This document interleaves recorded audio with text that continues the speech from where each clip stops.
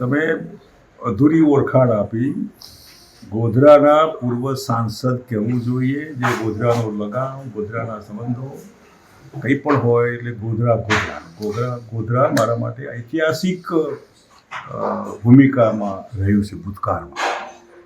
રહ્યો 2024નો સવાલ. આજે તો હું આવ્યો છું ખાસ દેવગઢ બારિયા. તુષાર બાબાના બાપુજી અવસાન પામ્યા, વિંગ કમાન્ડર સાહેબ, અને હું બેસણું હતું વારિયા પેલેસમાં. ખાસ પૂજનીય ઉર્વશી દેવીની મુલાકાત અને તુષાર બાબાને આશ્વાસનના 2 શબ્દો કહેવા માટે બારિયા ગયો.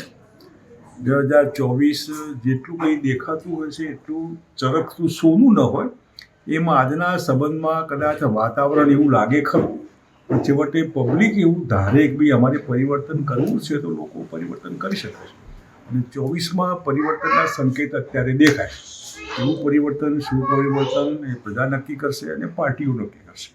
અત્યારે હાલ હું બીજેપીમાં છું, ન કોંગ્રેસમાં છું, પણ છતાં જે રીતે પ્રજાના પ્રશ્નો હોય એમાં પૂરી સતર્કતાથી ધ્યાન રાખીને મદદરૂપ થવાની કોશિશ કરવી જોઈએ તેવું કરતો આવ્યો છું. સાહેબ, 2024માં આપ લડશો ચૂંટણી?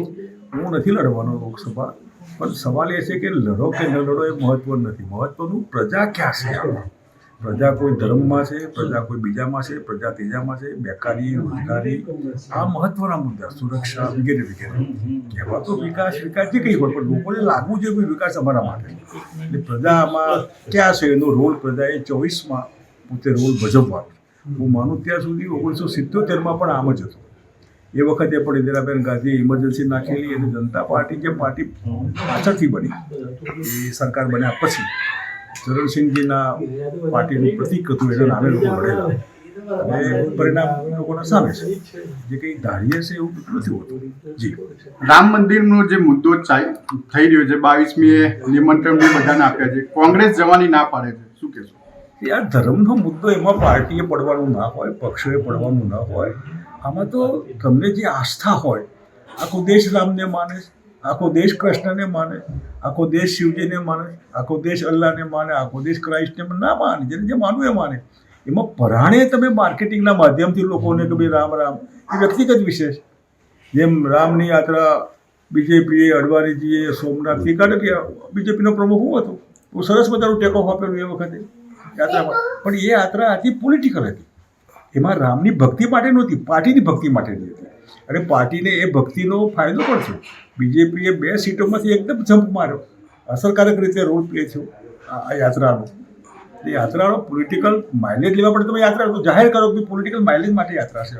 આવું આવે ને આવું ના આવે. એ વખતે અડવાણીજી આમાં સોમનાથથી અયોધ્યા જે રામના માટે જન્મભૂમિમાં અયોધ્યામાં એમનું મંદિર થવું જોઈએ, યાત્રા શરૂ કરેલી એ ગુજરાતમાંથી શરૂ કરેલી અને સોમનાથમાં. અને એ વખતે અડવાણીજીની અપેક્ષા હતી કે મને સારું ટેક ઓફ મળે, સારી પબ્લિક મળે, સારા લોકો મળે, સારી પ્રસિદ્ધિ મળે. ગુજરાતમાં જેટલા દિવસ રથ રહ્યો એટલા દિવસે અદ્ભુત રીતે એ રથની વિદાય થઈ, લોકોને રામમય કર્યા. અને સ્વાભાવિક છે, રામનો મુદ્દો લઈને તમે ચાલતા તો ચાલો, પણ એને પોલિટિકલાઇઝ નહીં કરવું જોઈએ, ધાર્મિક આસ્થા રહેવી જોઈએ. બીજી એક અત્યારે ગુજરાતમાં સળગતો મુદ્દો છે બિલ્કિસ બાનોના કેસનો, શું કહેશો? જે રીતે આરોપીઓને સુપ્રીમનો ચુકાદો છે, કોઈ દિવસ ન્યાયની કોર્ટની બાબતો બહુ ટીકા ટિપ્પણી નહીં કરવી જોઈએ. સુપ્રીમમાં જે સુપને ઠીક લાગ્યું એ કર્યું. હવે જે ગુજરાત સરકાર જે કંઈ એમને મદદ કરે, શું કરે ન કરે તો એમને ખબર. જે બન્યું એ તો નકામું બન્યું. એ તોફાનો થયા, નકામા થયા. ગોધરા એમાં નિમિત્ત બન્યું, જે નહીં બનવું જોઈએ છતાં બન્યું. એનો લાભ ગેરલાભ જે કંઈ લોકોએ લીધો ના લીધો, કેસ ચાલ્યો, વર્ષો સુધી ચાલ્યું. છેવટે સુપ્રીમને એવું લાગ્યું કે આવું છે, તો એ સુપ્રીમનો ચુકાદો છે, એમાં બહુ ટીકા ટિપ્પણીને અવકાશ નથી. સાહેબ, સુપ્રીમે 10 દિવસનો વાયદો કર્યો છે આરોપીઓને પાછા ધકેલવાનો, તો આપ એને વિશે શું કહેશો? સરકાર અને સુપ્રીમ જુએ, તમારે મારે તો જોવાનું જ છે. આપણે આમાં છીએ નહીં ક્યાં નથી પીતો માટે એની વકીલાત કરી છે. લોકો ખોટું પીને મરી જાય છે, એના કરતાં જેને પીવું હોય સાચું પીવડાવવાનું. કોઈ હોટલ, કોફીની હોટલ, મારે કોફી પીવા જવું જરૂર છે. ચાની સારી હોટલ હોય તો મારે ચા નથી પીતો, નહીં પીવાની. મારે દારૂનું હોય તો દારૂની છૂટ હોય તો એ છૂટ છે. કલકત્તામાં છે, મદ્રાસમાં છે, તમે શાના દીવમાં છે, દમણમાં છે, ઉદયપુરમાં છે, આબુમાં છે, પછી તમે શાના નાટક કરી રહ્યા છો? આ પોલિટિશિયન અને પોલીસને કમાણીનું માધ્યમ છે, પબ્લિકનું મોત છે. આના કરતાં લોકોને પીન મરવું હોય તો ભલે પીન મળે, પણ સારો પીન મરો તમે. એટલા માટે હું આ દારૂબંધીની નીતિ એ દંભી નીતિ છે. વહેલા વહેલી તકે એને દૂર કરવી જોઈએ. સરકારે હિંમત કરવી જોઈએ, મતોની લાલચ નહીં રાખવી જોઈએ. એટલે પોલિટિકલ મુદ્દો છે જ નહીં. આ તો આર્થિક અને સામાજિક મુદ્દો છે. અને હવા પીવાથી બે દીકરીઓનું આમ તેમ તો મુંબઈમાં બે દીકરી નથી આપણી ગુજરાતી, દિલ્હીમાં નથી, કલકત્તામાં નથી. આ તો બધું દલીલો, ખોટી દલીલો છે બધી. વહેલા વહેલી તકે ગુજરાત સરકારે દારૂબંધી છૂટી કરી દેવી જોઈએ. આવક આવે એમાંથી લોકોને ફી, શૈક્ષણિક એમાં રાહત આપવી જોઈએ. દવાખાનાની બાબતમાં દરેકને છૂટ ઘણી મળવી જોઈએ. 10-12 લાખ રૂપિયાના પરિવારને ખર્ચો થતો સરકાર આપે. આવું એ પોલિટિકલ વસ્તુઓ છે બધી. આ જે વખત સરકારને એવું લાગ્યું છે એવું કર્યું છે. એમાં કોઈના બાબતમાં વ્યક્તિગત પડવાની જરૂર નહીં.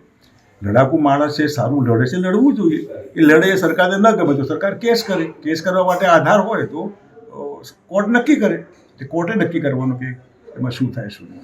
સાહેબ, ભ્રષ્ટાચાર બહુ લાગી રહ્યો છે ગુજરાતમાં, આપ શું કહેશો? ડગલે ને પગલે તમારી ઈચ્છા હોય તો ગમે ત્યાં જાઓ. ના કામ છે તો 2 રૂપિયા પૈસા આપો તો ફટાક. ખૂબ કરપ્શન, કલ્પના બહારનું કરપ્શન ચાલ્યા કરે. કંઈ કહેવાનો મતલબ નથી. પબ્લિક મત આપે છે માટે સરકાર બનતી હોય. પબ્લિકને પસંદ છે ભ્રષ્ટાચાર, તો લેટ પીપલ એન્જોય. એમાં લોકોએ નક્કી કરવાનું.